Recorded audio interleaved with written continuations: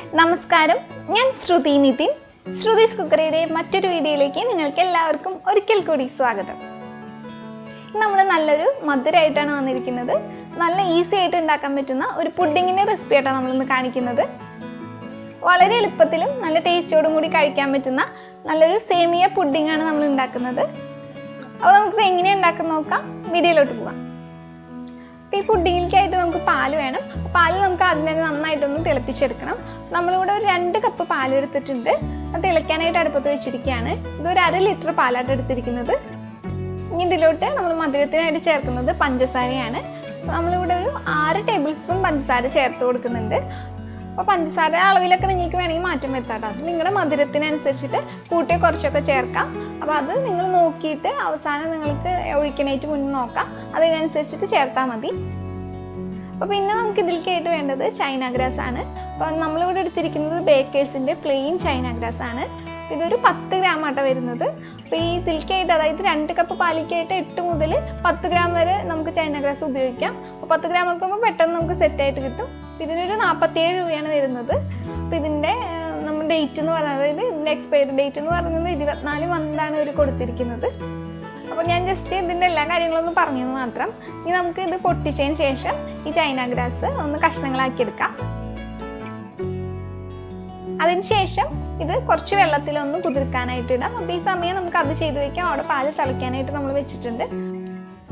അപ്പോൾ നമ്മളിവിടെ ഒരു 1/4 കപ്പ് വെള്ളം ഒഴിച്ചിട്ട് ഇതൊന്ന് കുതിർക്കാനായിട്ട് വെക്കുകയാണ്.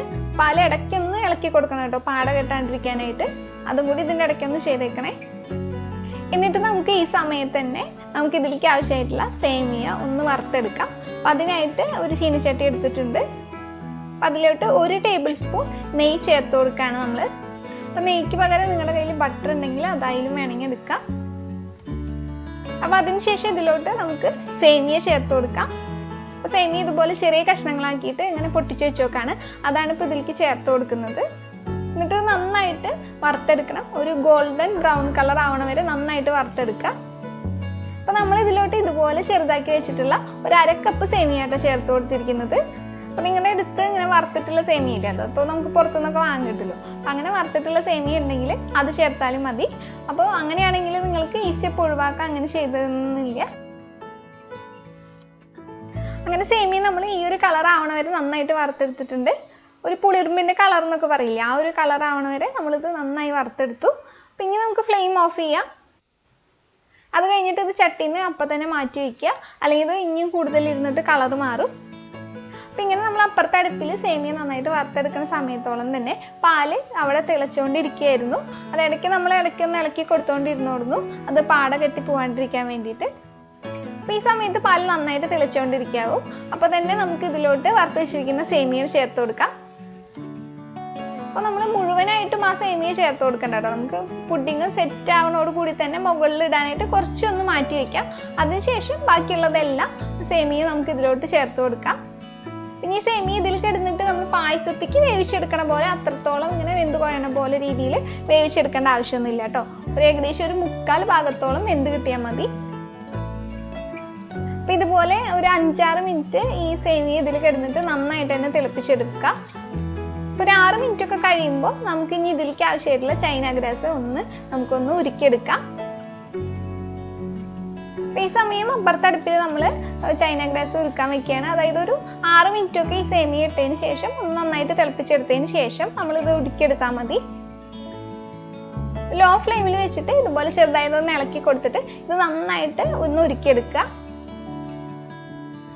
ഈ സമയം നമ്മൾ പാല് അപ്പുറത്തെ അടുപ്പിൽ ചെറുതായിട്ടൊന്ന് ഇളക്കി കൊടുക്കും വേണം. അപ്പോൾ ഈ സമയത്തൊക്കെ നിങ്ങൾ ഇതിൽ മധുരം നോക്കാം. മധുരം വേണമെന്ന് വെച്ചാൽ നിങ്ങൾ ചേർത്ത് കൊടുക്കാം കേട്ടോ. കാരണം ചൈന ഗ്രാസ് ഒക്കെ ചേർത്ത് നമ്മൾ തണുപ്പിച്ചെടുത്ത് കഴിയുമ്പോൾ മധുരം കുറച്ചൊന്ന് കുറയും. അതുകൊണ്ടാണ് നിങ്ങളുടെ മധുരത്തിനനുസരിച്ചിട്ട് എത്രയാണെന്ന് വെച്ച് ചേർത്ത് കൊടുക്കാൻ പറയുന്നത്.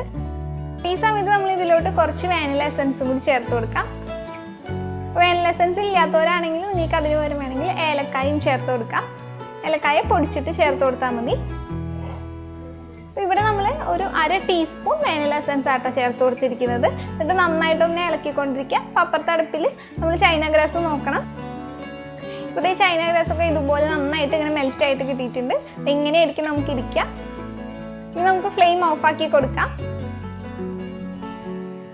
അപ്പോൾ ഫ്ലെയിം ഓഫ് ആക്കിയതിന് ശേഷം ഈ ചൈന ഗ്രാസ് നമുക്ക് ആ പാലിലോട്ട് ചേർത്ത് കൊടുക്കാം. പാലും സേമിയയും കൂടിയിട്ടുള്ള ആ മിക്സിലോട്ട് ഒന്ന് ചേർത്ത് കൊടുക്കാം. അപ്പോൾ ഇപ്പോൾ സേമിയ എന്ന് വെച്ച് കഴിഞ്ഞാൽ ഇതുപോലെയാണ് ഇരിക്കുന്നുണ്ടാവുക. അപ്പോൾ നമ്മൾ നോക്കുമ്പോൾ ഇങ്ങനെ ഞെക്കി നോക്കുമ്പോൾ ഇങ്ങനെ പൊട്ടണ രീതിയിൽ ഇരിക്കണം. അല്ലാണ്ട് പായസത്തിലേക്കൊക്കെ നമ്മൾ വേവിച്ചെടുക്കുന്ന രീതിയിൽ ഇങ്ങനെ വെന്ത് കുഴഞ്ഞ് ആ രീതിയിൽ നമുക്ക് വേണ്ട. ഇത് ഏകദേശം ഒരു പകുതിയോ മുക്കാലോ ഒക്കെ വേവണ രീതി മതി നമുക്ക്. അതായത് ഞാൻ ഇപ്പോൾ കണ്ടില്ല, ഞെക്കി നോക്കുമ്പോൾ ഇതുപോലെ ഒന്ന് ഇരിക്കണ രീതിയിൽ നമുക്ക് ഇതിലോട്ട് ചൈന ഗ്രാസ് മെൽറ്റ് ചെയ്തത് ഒന്ന് ചേർത്ത് കൊടുക്കാം.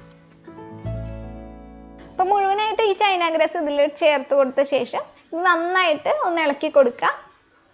ഇനി ഇത് നന്നായിട്ട് തിളപ്പിച്ചെടുക്കേണ്ട ആവശ്യമൊന്നുമില്ല കേട്ടോ. ഇങ്ങനെ നന്നായിട്ട് ഇളക്കി കൊടുത്ത ശേഷം നമുക്ക് ഫ്ലെയിം ഓഫ് ചെയ്ത് കൊടുക്കാം.